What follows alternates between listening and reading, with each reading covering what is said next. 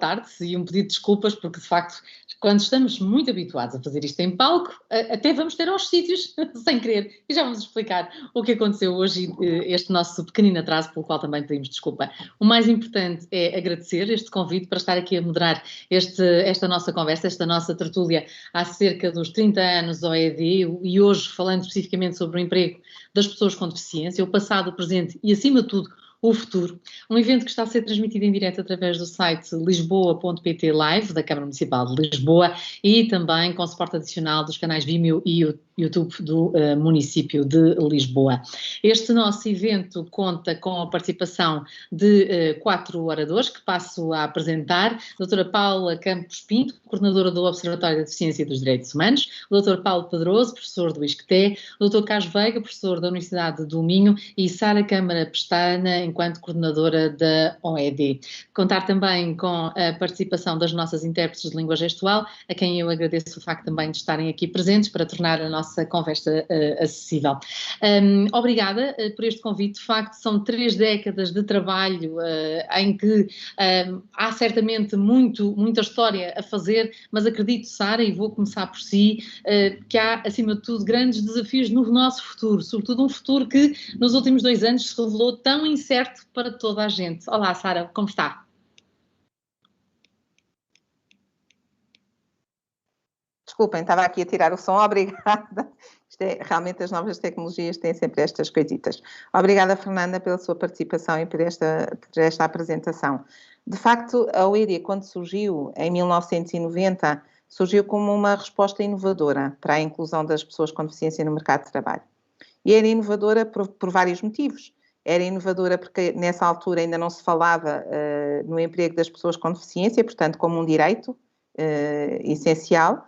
Era inovadora também porque junta 3 entidades para um trabalho em conjunto, não é? Portanto, junta uma entidade, uma organização da área social, a atual Fundação Liga, uma autarquia, portanto, a Câmara Municipal de Lisboa, e um organismo público com responsabilidade ao nível do emprego para todas as pessoas com deficiência, portanto, ao nível nacional, para todas as pessoas, todos os cidadãos, desculpem, portanto, a nível nacional, portanto, o IFP, e também era inovadora, essencialmente também pelas metodologias utilizadas, uma vez que desde sempre, desde o seu início, por exemplo, nós tivemos sempre uma função que era a função de prospector de emprego, que tinha como objetivo principal era o contacto, o primeiro contacto com as empresas para poderem abrir as portas para que as pessoas pudessem entrar e pudessem trabalhar, mostrar o valor do seu trabalho. Este trabalho de prospecção era engraçado porque há 30 anos atrás era num contacto direto, não é? Um trabalho porta a porta, de rua, também utilizando as famosas páginas amarelas, portanto, muito também pelo telefone. Neste momento, continuamos a ter esta função que é de extrema importância, e é uma coisa que realmente tem sido alguns projetos têm começado a falar nesta importância desta prospecção e deste contacto com as empresas há mais ou menos 2, 3 anos. Portanto, é uma coisa que a OED já faz há muito tempo. Eu estou só a contextualizar um bocadinho o passado para depois então ir para o presente e para o futuro. Outra das áreas que a OED também fez uma grande aposta desde sempre, desde o seu início, era que era necessário, de facto, ter um conhecimento aprofundado, e continua a ser, das pessoas com deficiência, portanto, dos candidatos que procuram a OED para apoiar na procura de emprego. Isto porquê? Porque era necessário fazer aqui um cruzamento entre as competências dos candidatos, portanto, o perfil que eles têm, e as ofertas de emprego angriadas. Portanto, aqui a ideia desde sempre foi e continuará a ser e continua a ser, é realizar um matching perfeito entre, por um lado, as competências e os interesses dos candidatos, das pessoas com deficiências que nos chegam, e, por outro lado, as ofertas de trabalho das empresas. Ora, passado 30 anos, muitas coisas mudaram. Os instrumentos de avaliação que são utilizados foram sendo aperfeiçoados, assim como o contacto com as empresas é feito de outra maneira, mas os objetivos são um pouco ainda os mesmos, não é? Portanto, no fundo, fazer um trabalho muito direcionado e muito personalizado, para apoiar uma determinada pessoa e uma determinada empresa também. De facto, mais do que uma resposta inovadora hoje, a OED é uma resposta consolidada e reconhecida, com uma experiência de mais de 30 anos a apoiar a inclusão profissional de pessoas com deficiência. Portanto, temos já muitas pessoas atendidas por nós, muitas empresas que trabalham connosco e que são nossas parceiras, mas o objetivo é chegar cada vez a mais empresas e disseminar cada vez mais as boas práticas que fomos conseguindo ao longo do tempo e que são, no fundo, aqui uma das grandes mais-valias da OED, que é, no fundo, quando nós colocamos com sucesso uma pessoa com deficiência a trabalhar, são sempre mais algumas portas que se abrem, não é? Portanto, é muito importante esta divulgação e esta noção de que as coisas correm bem e têm tudo para correr bem. A forma de ver as pessoas com deficiência alterou-se ao longo dos tempos. As empresas, neste momento, estão mais disponíveis para a integração destas pessoas, mas, no fundo, aquilo que nós assistimos é que ainda se mantém a necessidade de um serviço como a OED, ou seja, um serviço que faça aqui a ponte entre, por um lado, as pessoas com deficiência e as empresas, as entidades empregadoras. Portanto, é um serviço de mediação. Apesar de ter havido uma evolução muito positiva na sociedade face às pessoas com deficiência, portanto, de há 30 anos para cá, estas continuam ainda a não ter as mesmas oportunidades de participação que todas as outras. Portanto, a sociedade ainda não está preparada para integrar toda a sua diversidade, não é? E, portanto, apesar de já terem sido dados passos decisivos como a educação inclusiva, portanto, a escola inclusiva, há ainda um longo caminho a percorrer, também na educação ainda, na formação profissional e também no emprego. Eu acredito, e nós na OED acreditamos, que passado daqui a uns anos, quando estas crianças que estão hoje na escola estiverem no mercado de trabalho, se calhar a realidade vai ser diferente, porque a deficiência já não será, se calhar, uma realidade tão desconhecida e tão estranha, como é ainda hoje, porque tiveram contacto desde sempre com ela, não é? E, portanto, é completamente diferente, vão estar, se calhar, mais abertas e predisponíveis para receber, e não é uma realidade diferente. Por outro lado, queria também salientar isto, já tem a ver agora também com a realidade de hoje e o futuro, que é a questão da diversidade e a inclusão, que neste momento é um tema muito quente e muito em cima da mesa pelas empresas, não é? Portanto, há muitas empresas que estão a trabalhar nesta área, no sentido de tentar integrar nos seus quadros de pessoal pessoas que demonstrem, que tenham a diversidade que existe na sociedade, não é? E, portanto, entre os quais pessoas com deficiência. E, para além disso, queria ainda também colocar a questão da lei das cotas, que saiu em janeiro de 2019, que vem, no fundo, obrigar o setor privado a contratar pessoas com deficiência. E, portanto, vai colocar, pode ser aqui com certeza aqui um alavanque, não é? Aqui um motor para que, de facto, as empresas tenham, as médias e grandes empresas tenham que pensar desta forma. Assim, em termos de futuro, o que é que se perspectiva para a OED? Continuar a fazer o trabalho que temos feito até agora, quer de apoio às pessoas com deficiência, quer às entidades empregadoras, para um mercado de trabalho mais inclusivo, e isto passa desde o apoio todo antes, pré-colocação, ou seja, no fundo, de como é que se recruta e como é que se seleciona uma pessoa com deficiência. Depois também pelos apoios e toda a assessoria às empresas, nos apoios que estas empresas podem ter na contratação de pessoas com deficiência. E depois também um acompanhamento pós-colocação para que, de facto, seja um processo acompanhado e que exista sempre alguém a que quer as empresas, quer as pessoas com deficiência possam recorrer caso as coisas necessitem de pequenos ajustes, digamos assim. E, portanto, é este o nosso desafio para o futuro, é continuarmos a trabalhar, a continuarmos a inovar nas nossas metodologias, nas nossas estratégias e assumirmos sempre como um agente de mudança da sociedade. Portanto, no fundo, quando olhamos para... São 30 anos, já é de facto muito tempo, já há de facto uma reflexão que pode ser feita sobre o papel até mesmo social, nas mudanças que têm vindo a acontecer na sociedade. As pessoas com deficiência de facto já podem pensar em empregabilidade, coisa que certamente há umas décadas não seria possível. E eu sei, professor Carlos Veiga, que gostaria precisamente de contextualizar como é que tem sido este avanço numa perspectiva geral, como é que Portugal, nos últimos 30 anos, pelo menos o tempo de vida da operação de emprego para pessoas com deficiência, os últimos 30 anos, como é que tem vindo a evoluir também a sociedade perante a empregabilidade de pessoas com deficiência, isto em pleno mês de maio, mês europeu da diversidade.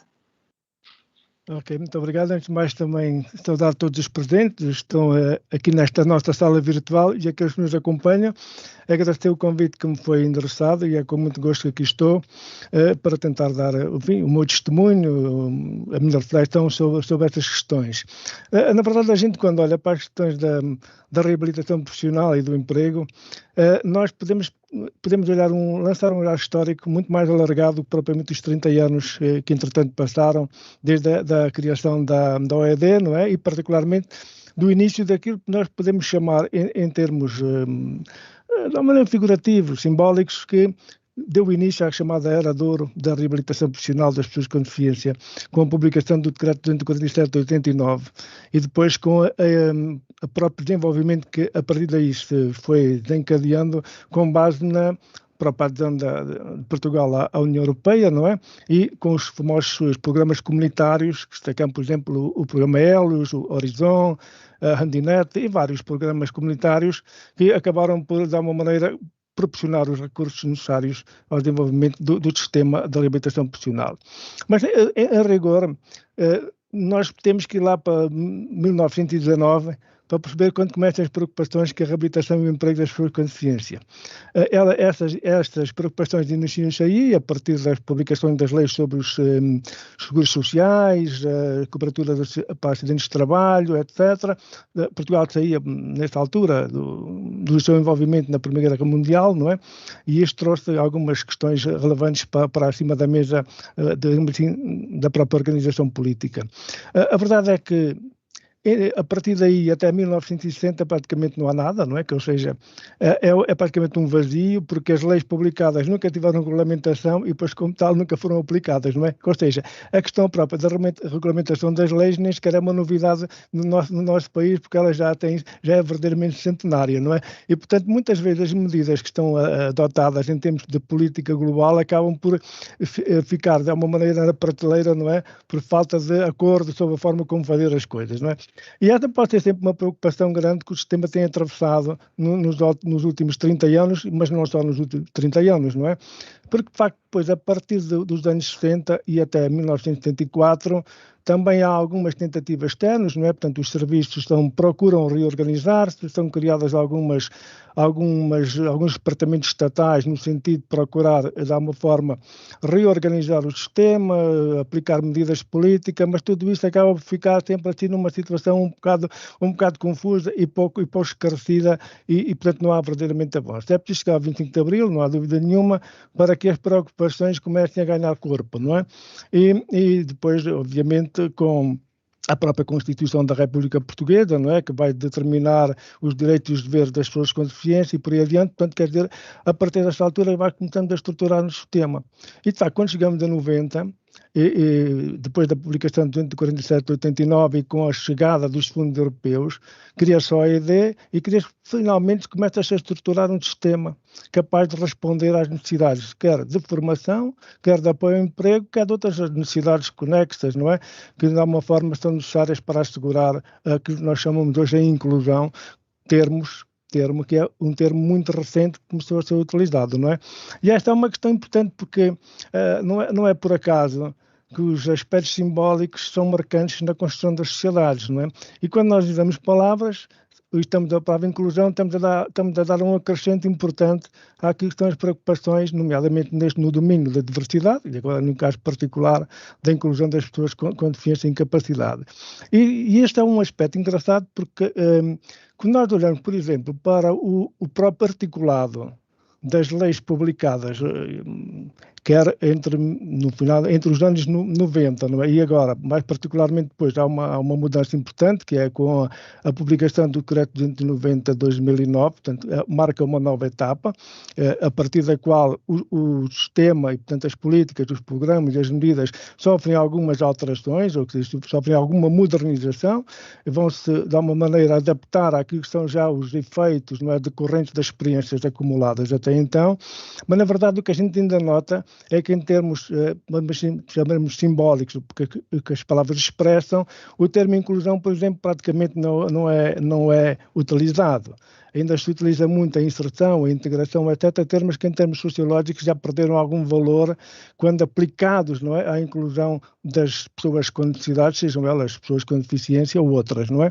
Mas, de facto, apesar de tudo, o termo começa a aparecer. E é curioso porque onde ela começa a aplicar de forma muito evidente, dentro do articulado da legislação existente, é quando se fala no chamado, o que é uma espécie de substituição do prémio de mérito às entidades empregadoras, chama-me marca entidade empregadora inclusiva. Digamos, é a primeira vez que, de alguma maneira, o termo inclusão é claramente, digamos, assumido como um termo que tem que ser hoje o termo a ter em consideração. E isto é um marco importante, porque, na verdade, significa que estamos num ponto de viragem relativo àquilo que tem sido a política e tem sido, no fundo, também as práticas, não é? Não podemos separar as duas coisas, não é? Porque, de um lado, uma coisa são as políticas, e Portugal, de certa forma, nós olhando para o sistema, não é, legislativo e para a sua extensão, nós podemos dizer que Portugal, no fundo, tem acompanhado, não é, os avanços a nível internacional e, em alguns casos, até tem inovado, não é? A questão que depois coloca é na questão no alcance das práticas, não é? Ou seja, como é que nos terrenos os atores depois aplicam a legislação e como é que ela, de facto, vai ao encontro das necessidades de inclusão das pessoas com deficiência no mercado de trabalho. E isto aí já é uma questão muito complexa, não é? Porque joga-se com muitas coisas ao mesmo tempo. Por um lado, com o papel das organizações que fazem formação profissional, fazem o apoio ao emprego, com a própria organização, neste caso mais em particular, do Instituto de Emprego e Formação Profissional, como é que ele aplica as regras da política, como é que regulamenta essas regras e como é que depois as transporta, não é, para a sua aplicação no terreno, efetivamente, a forma como as próprias pessoas e as suas famílias aderem àquilo que são as necessidades formativas, nomeadamente, e de apoio e de inclusão no mercado de trabalho, os empregadores, como é que eles veem a presença das pessoas com deficiência no mercado de trabalho, nas suas empresas, os próprios trabalhadores colegas e por aí adiante, não é? E aí, de facto, nós temos ainda um caminho grande a fazer, ou seja, fazer com que a inclusão não seja meramente formal, mas que ela vá de encontro àquilo que estão, no fundo, os modos correntes de vida de toda a gente, que têm que ser partilhados por todos e, naturalmente, as pessoas com deficiência, sejam qual for o tipo de deficiência que tenha, não podem ficar à margem daquilo que estão, no fundo, aquilo que nós chamaríamos de corrente principal da vida cotidiana, não é? Porque, verdadeiramente, a inclusão faz nos espaços da vida cotidiana e nos tempos da vida cotidiana e não apenas nas questões, digamos assim, mais formais, não é? Com que esta inclusão se pode processar. E a esse nível acho que ainda temos um caminho muito grande a percorrer, se bem que eu reconheço que já se deram passos muito relevantes, que o próprio sistema legislativo, não é? Regulamentar, etc., também demonstra, porque ele não avança sozinho, não é? Ele avança também à medida que os atores sociais vão criando pressão para que eles se modifiquem. Vão exigindo, no fundo, não é? Exatamente. E isto aconteceu claramente, não é? E nós, para quem está por dentro destas coisas, percebe como é que, apesar de tudo, apesar das resistências do próprio Estado, não é? E das organizações estatais, as coisas vão se modificando. Primeiro pela prática dos atores, não é? E depois, normalmente, são incorporadas pelo sistema político.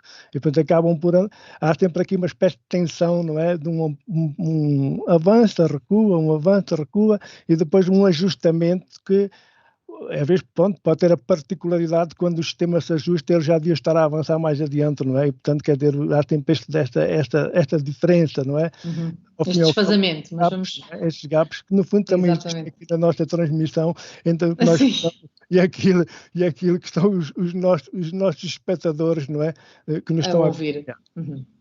Eu acredito que daquilo que disse e contextualizando também na experiência da Sara Câmara Pestana, que a doutora Paula Campos Pinto, enquanto coordenadora do Observatório da Deficiência e dos Direitos Humanos,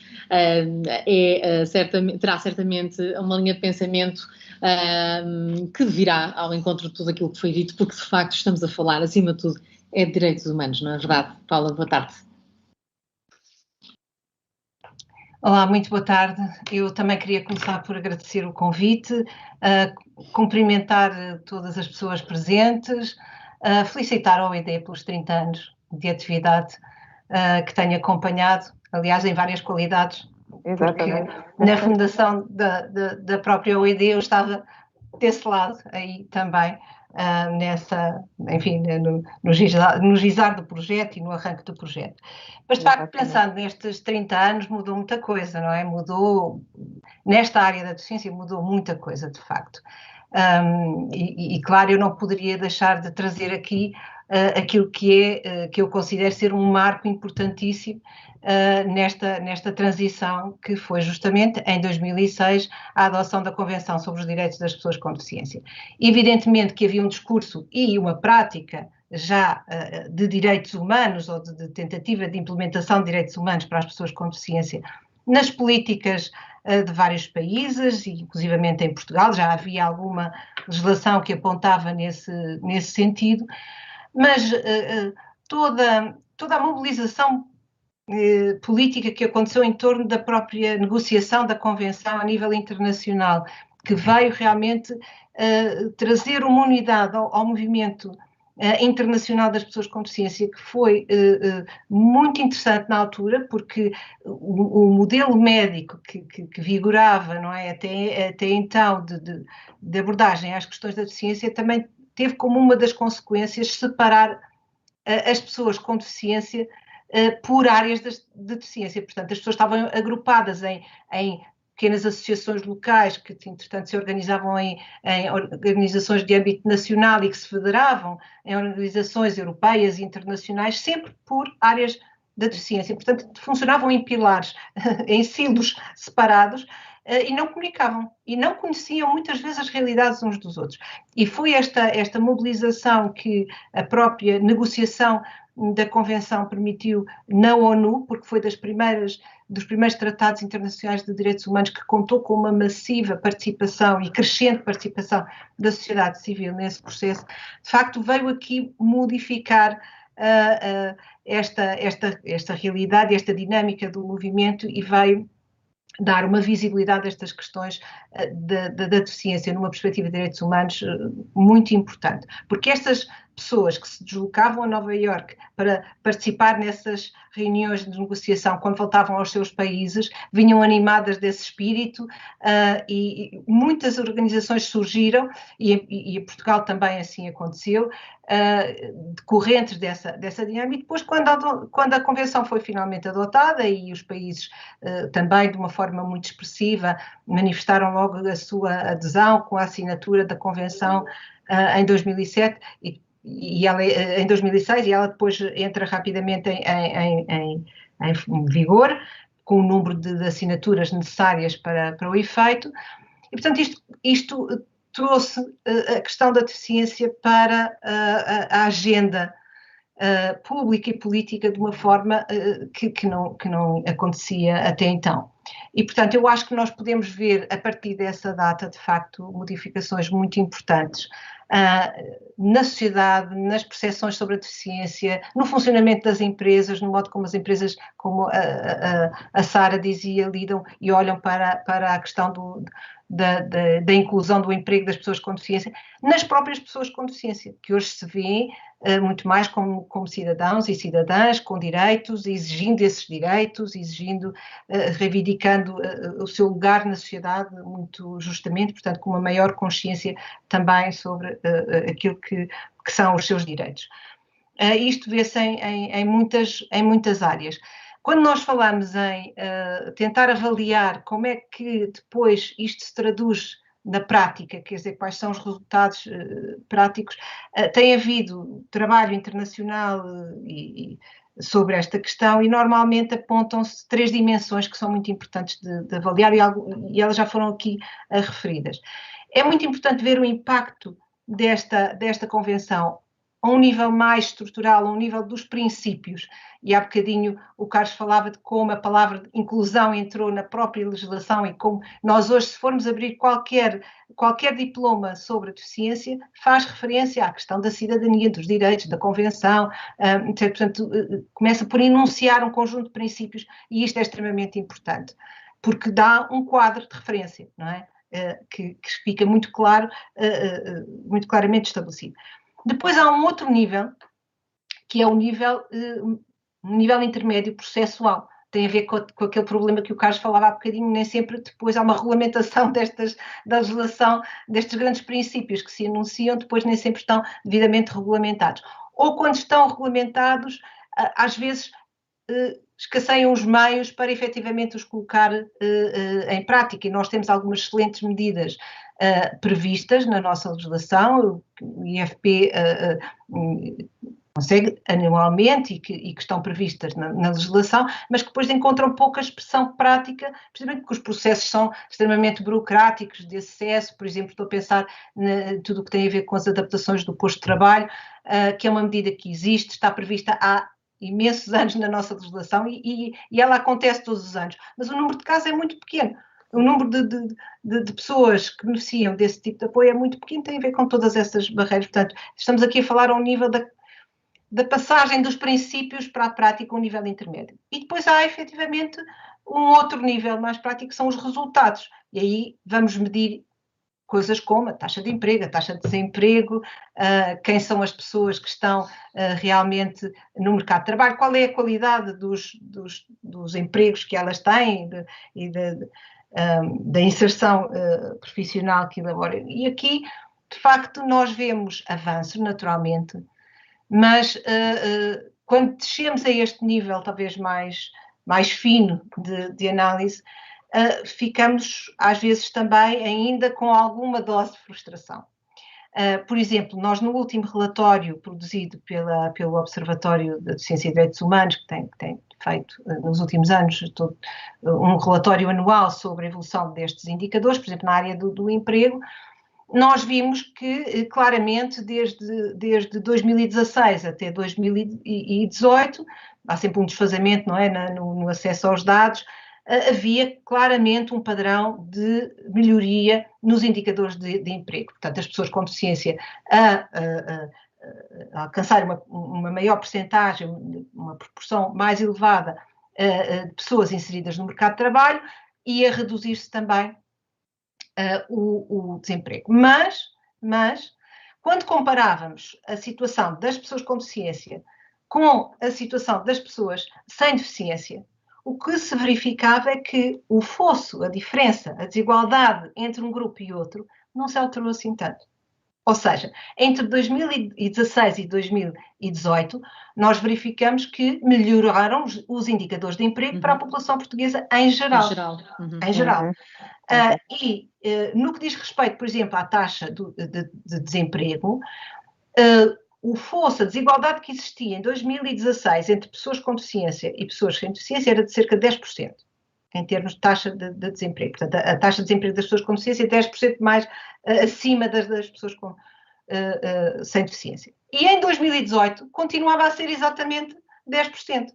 Esse desemprego tinha caído para ambos os grupos, mas não se esbateu aquela diferença. No emprego também encontramos uma situação semelhante, embora aí houvesse uma ligeira redução. Mas, portanto, há aqui realmente um problema que nós não conseguimos ultrapassar.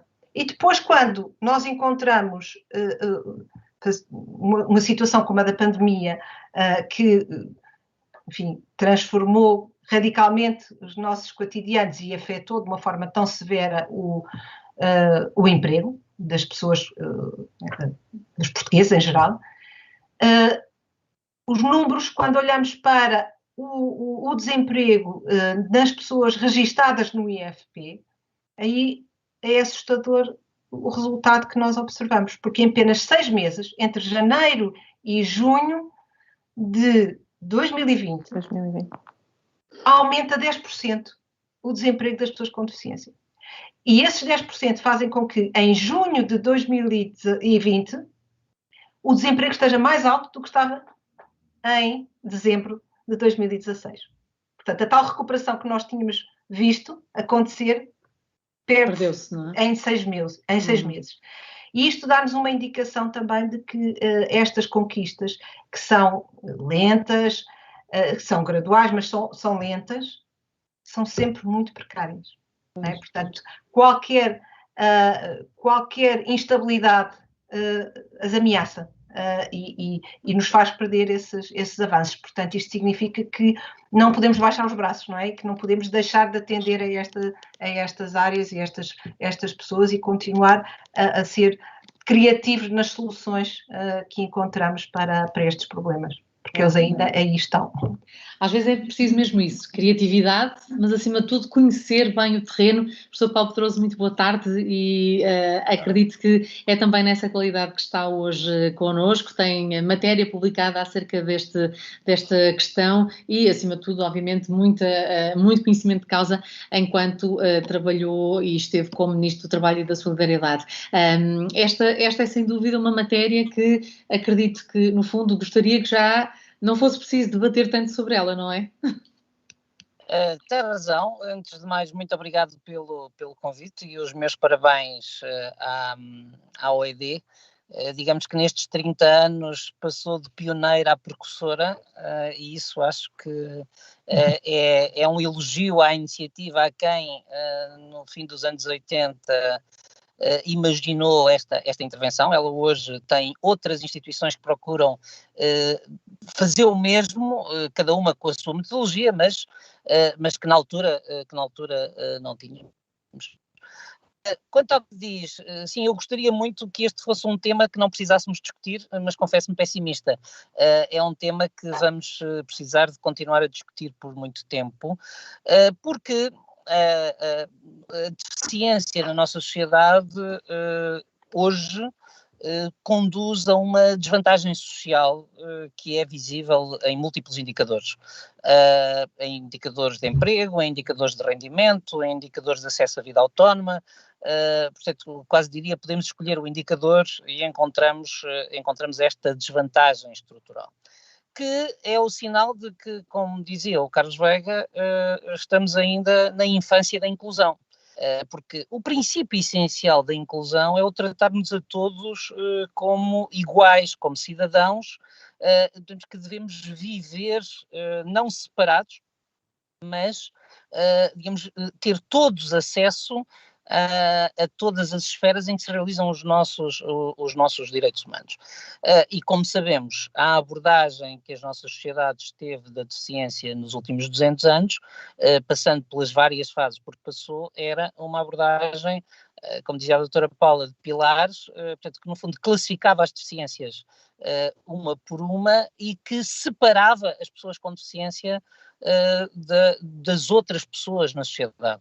Eram educadas em instituições especiais, quando saíam da esfera familiar, tendencialmente empregadas em instituições especiais, portanto, eram mantidas num mundo, numa espécie de apartheid social, digamos, de desenvolvimento separado, e tudo o que, toda a estrutura de inclusão, e aproveito para dizer que aqui a Fundação Liga, na sua história, é também pioneira, porque no fundo é uma instituição que nasce com a preocupação de romper esta barreira da educação separada e conseguiu evoluir até ao Centro de Recursos, digamos, conseguiu fazer, foi das primeiras instituições a fazer esta metamorfose que mais tarde muitas instituições fizeram, mas dizia, nós estamos de facto na infância destas políticas.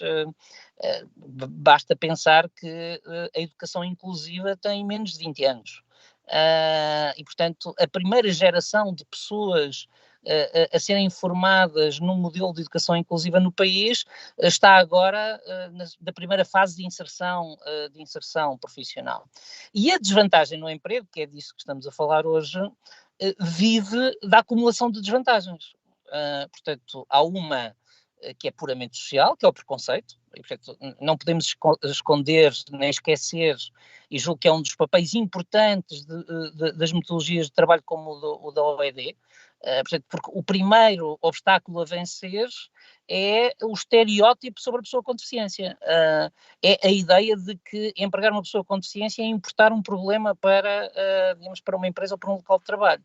Portanto, há que vencer o estereótipo. Há que vencer o déficit de competências, portanto, as pessoas, digamos, pela própria dinâmica social que vai de alguma interiorização também da discriminação a condições de acesso ao sucesso educativo que não são iguais, e portanto que levam a que é necessário ter intervenções de promoção das competências, e aqui não posso deixar de dar uma palavra de estímulo, mas também de preocupação quanto às condições reais em que funciona a educação inclusiva, porque a educação inclusiva é um modelo que sem recursos adequados pode facilmente dar uma e quer dizer, não sendo o nosso tema, continua a ser preocupante saber que há crianças que estão na escola, mas estão pouco nas salas de aula, digamos que digamos, aprendizagens com os colegas, e isso faz parte também de um processo de construção desta desvantagem. E depois há um ponto que a Paula Pinto colocou, que eu gostava de sublinhar, que é a questão estratégica das adaptações razoáveis, isto é, no fundo, muitos empregadores ainda hoje têm um pouco a ideia, quase uma ideia, se quiserem, herdeira de um velho caritativismo, quer dizer, que há, digamos, no fundo, digamos, o que aliás leva a que, por exemplo, empurrem muitas vezes para o mecenato social algum dos trabalhos que fazem nesta área. Ora bom, os cidadãos com deficiência têm direito ao emprego como os outros cidadãos, e a Convenção dos Direitos Humanos cria-nos uma obrigação pública de promover adaptações razoáveis nos postos de trabalho. Esta é uma área em que Portugal, e a Paula poderá melhor que eu comentar isto, mas é uma área em que Portugal continua atrasado, até já teve algumas observações sobre a implementação da Convenção, ou seja, os nossos empregadores não interiorizaram que faz parte do seu dever de construção de um posto de trabalho também fazer a adaptação razoável desse posto de trabalho para uma pessoa com deficiência. Não olham para isto como um custo normal da sua operação, mas como um custo especial. E, portanto, um custo especial em que, aliás, só incorrem se forem subsidiados e se forem estimulados nesse sentido. Mas não queria dizer isto pela negativa, visto pela positiva, é também importante pensar que a inclusão, para além da evolução nas palavras, e pegando o que dizia o Carlos Veiga, quer dizer, a inclusão é também o encontro dos grupos, ao contrário da ideia, digamos, da velha ideia de integração, ou seja, a entrada no mercado de trabalho não é um desafio para a pessoa com deficiência, é um desafio conjunto de todos os atores. Isto exige uma mobilização social. E aqui, do meu ponto de vista, entra outra das dimensões importantes de trabalhos como o da OED, portanto, que é mobilizar o tecido económico para, digamos, para ser menos preconceituoso para com as pessoas com deficiência. Porque, no fundo, esse preconceito exclui, e portanto esse preconceito exclui e faz as empresas perderem valor, e era este o último ponto desta minha intervenção inicial que eu gostava de chamar a atenção, porque há uma equação demasiado imediata e errada entre ter uma deficiência e uma incapacidade, e essa incapacidade ser relevante do ponto de vista do desempenho de um posto de trabalho ou, digamos, do desempenho de uma profissão. Portanto, uma deficiência não faz translação imediata para uma ocupação deficiente de um posto de trabalho. Eu até posso dar exemplos de deficiências que aumentam a eficiência no posto de trabalho. E, portanto, se pensarem uma pessoa surda é menos distraída por som ambiente. E, portanto, é mais produtiva num trabalho que exige uma concentração que, digamos, e que, digamos, que provoque essa... digamos que provoca essa distração. Uma pessoa cega é menos sensível, por exemplo, a trabalhos que impliquem condições de iluminação. E, portanto, há um conjunto. Nós temos que pensar a deficiência também como uma diferença que pode ter implicações de desvantagem e pode ter vantagens. E é isto que frequentemente quem trabalha com o emprego de pessoas com deficiência às vezes também se esquece do ponto de vista da sua promoção.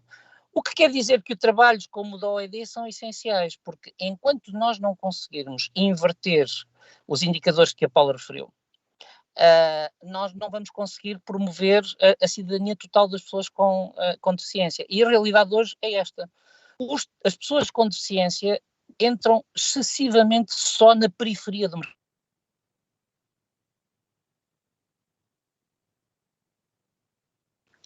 Estamos a ter alguma dificuldade em acompanhar a sua linha de raciocínio, Paulo, porque está claramente com dificuldades na sua rede, mas eu vou aproveitar já agora para passar à Sara Pestana, até porque não só fazendo uma análise daquilo que foi dito para trás, mas porque o Paulo Pedroso estava a abordar um tema que me parece muito interessante quando olhamos para o futuro, que é ver o lado positivo de integrar uma pessoa com deficiência nas nossas empresas, que eu acho que é de facto uma visão diferente daquela que é o comum.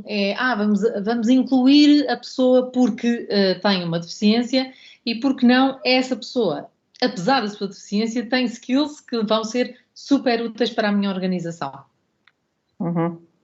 Obrigada, Fernanda. Tocou aí num aspecto que eu acho que é extremamente importante, porque de facto, para além de uma questão de direitos, não é? De ser uma questão de direito as pessoas com deficiência acederem ao mercado de trabalho, toda a riqueza, muitas vezes, da sua vida, e porque tiveram uma vida em que se calhar tiveram que lutar mais do que uma pessoa dita normal, em que tiveram que mostrar que tinham mais valor e ser mais resiliente para de facto conseguir chegar ao mesmo nível que nós se calhar chegamos sem nos apercebermos, isso traz uma mais-valia muito grande realmente para as equipas, normalmente, não é?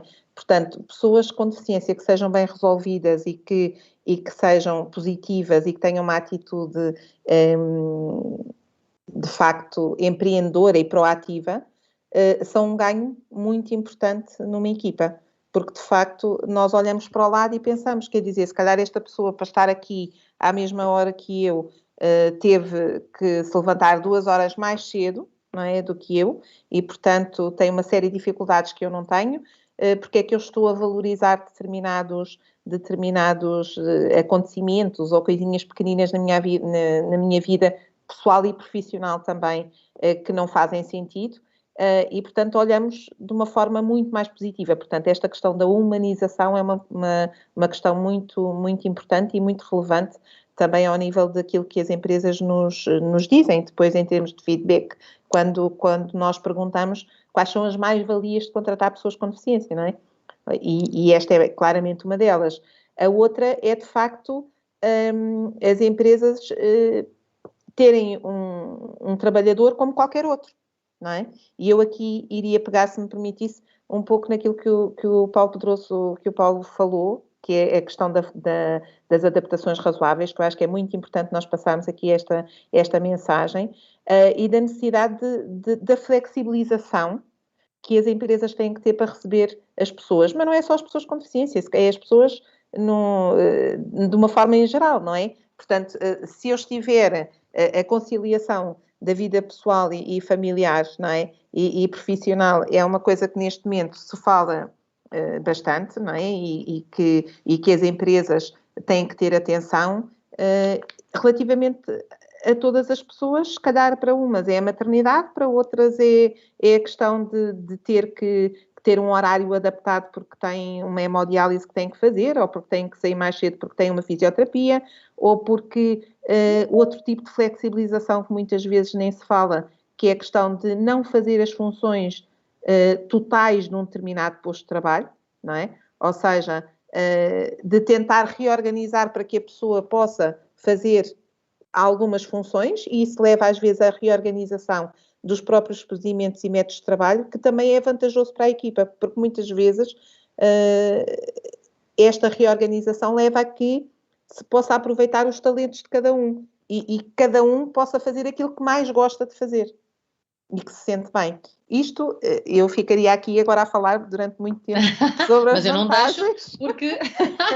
não deixo com apenas todo o algumas, mas... Claro. Sim, não, até porque acredito que haja mais, e na experiência dos restantes convidados, aliás, professor Carlos, quer dar a sua nota também a este lado positivo, porque, acreditem, há muitos anos que trabalho com esta matéria, foi uma questão pessoal e familiar e depois também com interesse profissional, e por vezes... começa a cansar-me, tenho de assumir esta questão do vamos integrar só porque, coitadinhos, têm alguma deficiência, ou vamos integrar porque a lei manda. Eu acho que temos de começar a olhar para as grandes vantagens, e acho que a Sara acabou por elencar bastantes. O Paulo voltou, obrigada. Eu sei que está com algumas dificuldades de rede, mas falávamos do lado positivo, portanto usamos a sua última linha de pensamento, e a Sara estava de facto a trazer aqui à nossa conversa estes aspectos positivos de contratar esta pessoa com estes skills, que por acaso poderá ter algum tipo de deficiência. Eu estava a passar ao professor Carlos para ele concluir também esta linha de raciocínio. Ok. Pois, realmente, e essa é uma parte complicada da inclusão, não é? É encontrar o lugar certo para aquela pessoa. E porque a inclusão, de facto, não se faz apenas exclusivamente na questão das adaptações técnicas, não é? E tecnológicas, e depois de trabalho, etc. Ela reside muito mais na inclusão no sistema relacional da empresa. Ou seja, que a pessoa conseguir obter dentro do sistema relacional da empresa o seu lugar, o seu espaço, o seu reconhecimento como um companheiro de trabalho, como todos os outros, a inclusão tem um caminho facilitado. E penso que, deste ponto de vista, há, de facto, muito trabalho a fazer, no sentido de preparar as empresas, o sistema relacional das empresas para acolher as pessoas com deficiência. Naturalmente que as pessoas com deficiência, como toda a gente sabe, não estão todas iguais.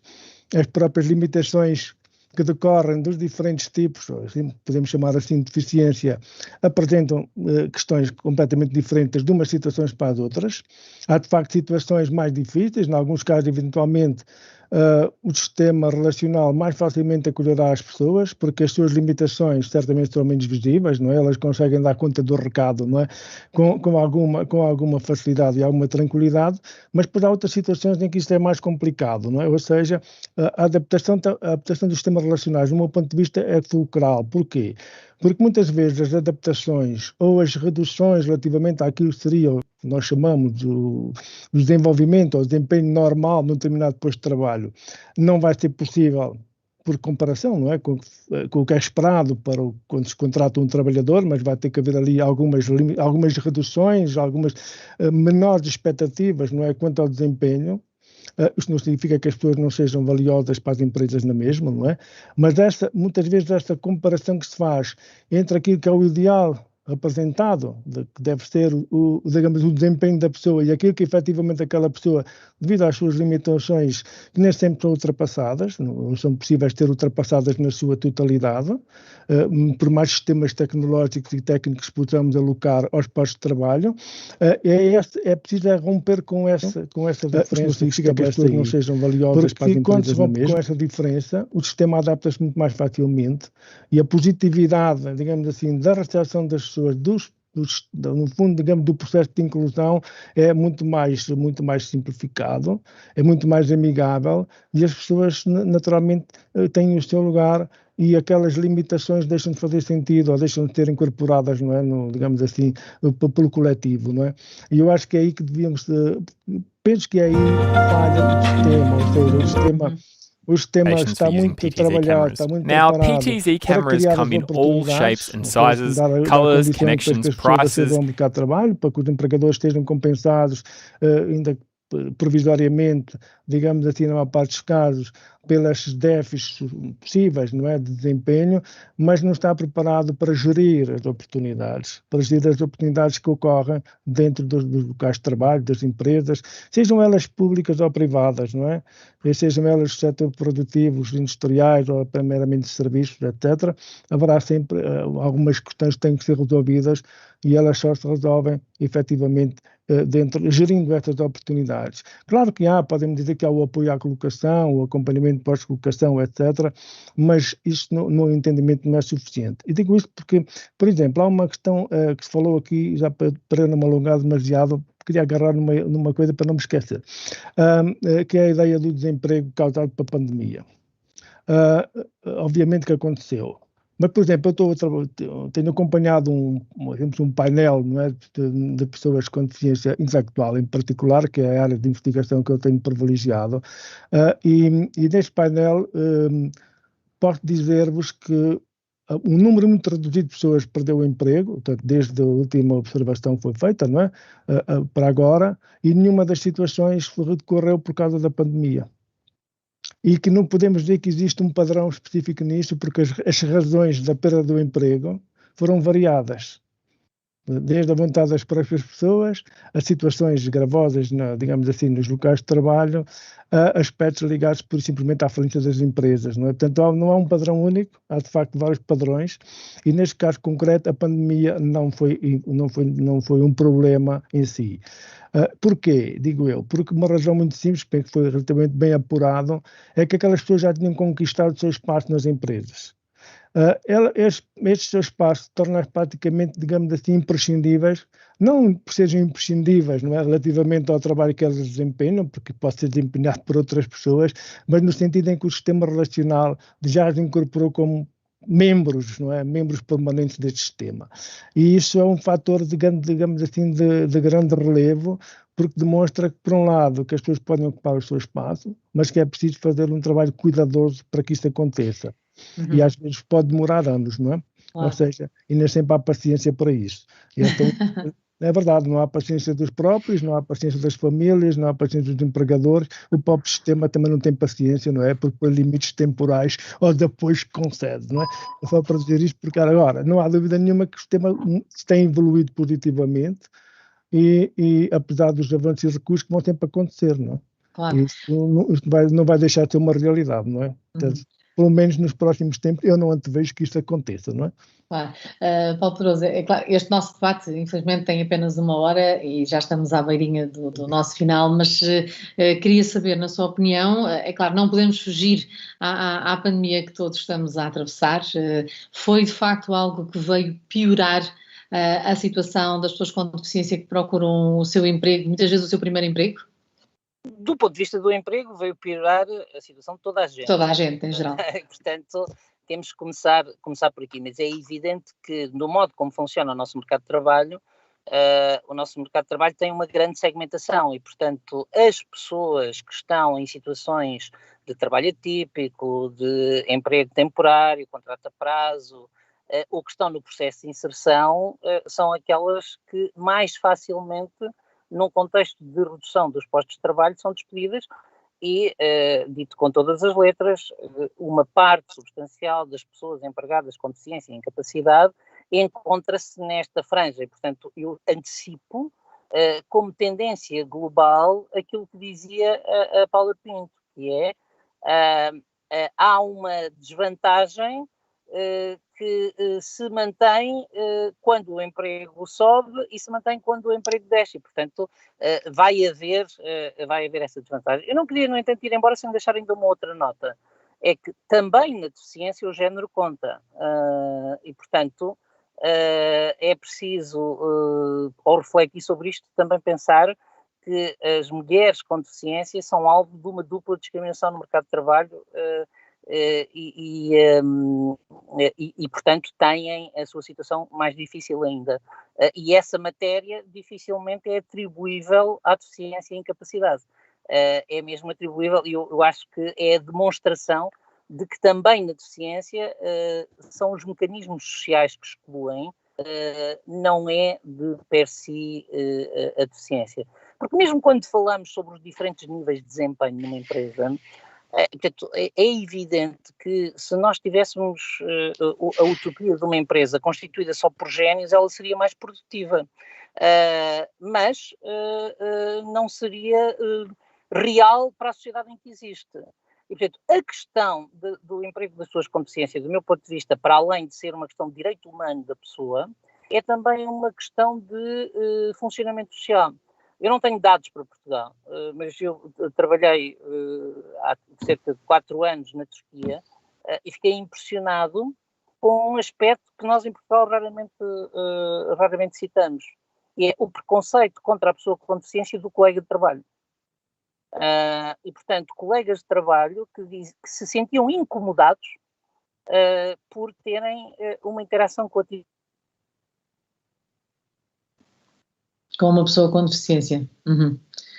Mais uma vez, lá está, desta vez é a internet que nos está a tornar o nosso discurso bastante pouco eficiente e vamos esperar que o Dr. Paulo Pedroso tenha novamente rede para concluir o seu raciocínio e, entretanto, passo a palavra à Paula, porque me parece que, de facto, estamos com dificuldade em retomar a conversa com o Dr. Paulo Pedroso. Paula, por favor. Bom, eu queria, enfim, concordando com aquilo que tem estado aqui a ser dito sobre esta questão das desvantagens e agora este problema da interseccionalidade, quer dizer, o facto das mulheres com deficiência acumularem aqui duplas desvantagens e serem ainda mais penalizadas. Mas queria também levantar um outro problema que eu acho que é um grande desafio que temos pela frente. E talvez para fechar fosse assim uma ideia para lançar para o futuro. Eu acho que nós vivemos numa sociedade que assenta cada vez mais no digital. O digital está também a penetrar o mundo do trabalho e a alterar os processos de trabalho de uma forma muito, muito acentuada e, aliás, o confinamento e o teletrabalho vieram ainda mais agudizar isso. E, portanto, é uma das grandes preocupações que tenho relativamente ao futuro do emprego das pessoas com deficiência. É este desfazamento que existe também em termos de formação em tecnologias e a sua familiaridade e capacidade de utilização de meios digitais no trabalho. E, portanto, a determinada altura havia uma grande discussão em que medida que o teletrabalho poderia beneficiar determinadas pessoas com determinados tipos de deficiência porque permitiria evitar deslocações, etc. Não é que as pessoas queiram estar a trabalhar só a partir das suas casas isoladas, a questão da socialização que ocorre no local de trabalho é também um aspecto muito importante até para a transformação desses ambientes organizacionais. Mas eu acho que quando discutimos emprego das pessoas com deficiência, temos que pensar o sistema de formação profissional. Este sistema tem que ser revisto em Portugal, carece realmente de uma profunda revisão e eu espero sinceramente que nessa revisão, que não tarde, esta questão da formação em tecnologias e da preparação mais sólida das pessoas com deficiência nesta área seja equacionada, para que se possa tirar partido dessas tecnologias para promover o emprego e não criar aqui um fator que acentua a sua exclusão. Era esta a preocupação que eu gostava de deixar no final. Uhum. Obrigada.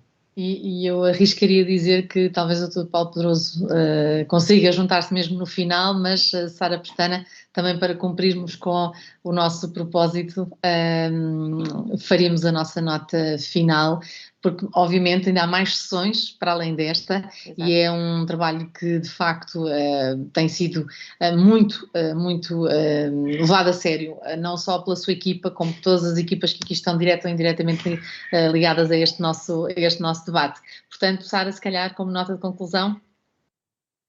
Obrigada, Fernanda. Eu queria só agradecer a todos a vossa participação, que foi excelente. E a moderação aqui da Fernanda, que veio dar aqui um contributo enorme aqui nesta conversa, que foi ótima também. E queria convidar-vos para as próximas sessões, que vamos ter no próximo dia 20 de maio, com clientes, com clientes da OED, candidatos que estão connosco já a trabalhar. E no dia 27 de maio, desculpem, é ao contrário, dia 20 de maio as empresas e depois dia 27 de maio os clientes. E pedir-vos então para continuarmos este trabalho em conjunto e pronto, e agradecermos uma vez mais a vossa presença e a vossa participação. Eu acho que o professor Carlos estava aqui a levantar a mão, parece-me, não me enganei, não é? Estava aqui a levantar a mão para pedir para falar também e ele passar agora a palavra. Eu apenas uma coisa muito rápida, era um desafio para os participantes, já não vamos a horas, não é? Mas apenas gostaria de conhecer o que é que pensam acerca da potencial criação da chamada Agência de Emprego para Pessoas com Deficiência, que o Governo nos prepara para lançar, porque é uma iniciativa, a meu ver, revela aqui uma pouca fé no desenvolvimento do próprio sistema, não é? Eu quase que diria que é uma espécie de chancela de fracasso do sistema, porque de facto criar uma coisa que, já agora uma informação importante, porque essa ideia de criar esta agência já não é nova, já o passou pela cabeça do governo anterior, colocar a existência de centros de emprego para pessoas com deficiência, pois não foi avante, não é? Porque considerou na altura que não era uma resposta inclusiva, ou pelo menos integradora das pessoas com deficiência no mercado de trabalho. Então, acho que é uma questão importante fazer este debate, porque eu acho que aparece uma proposta que parece-me ter muito mais origem política do que propriamente uma origem nas realidades vividas, mas isto era uma questão para um debate próprio, não é?